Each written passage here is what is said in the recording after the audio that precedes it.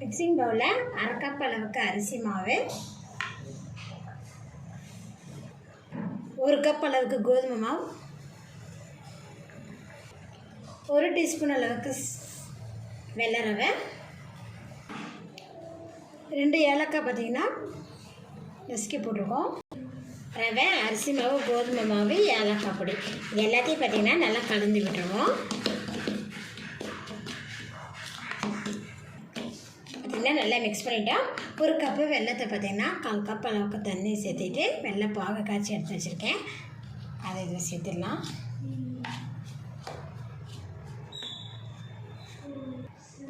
இப்போ இது கூடவே பார்த்திங்கன்னா 1 கப் அளவுக்கு நல்ல கெட்டியான தேங்காய் பால்,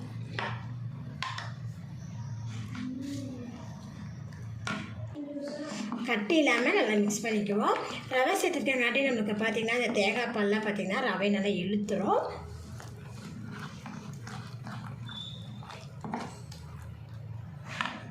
இன்னும் கூட கொஞ்சம் தேங்காய் பால் நம்ம ஆட் பண்ணிக்கலாம்.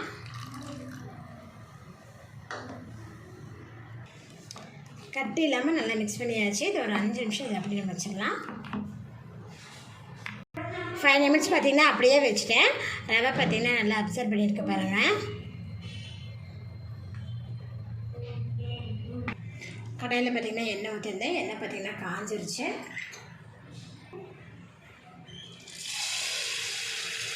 மாவு ஊற்றுனதுமே திருப்பாமல் மீடியம் ஃப்ளேமே வச்சு நம்ம பாயில் பண்ணிக்கலாம். ஒரு பக்கம் அதே குக்காய் பார்த்திங்கன்னா மேலே இருந்துருப்பாங்க. இப்போ நம்ம இதை திருப்பிடலாம். மீடியம் ஃப்ளேம்லேயே வச்சு பார்த்திங்கன்னா நல்லா திருப்பி போட்டு ஃப்ரை பண்ணி எடுத்துகிட்டு பாருங்கள். இதை எடுத்துக்கலாம்.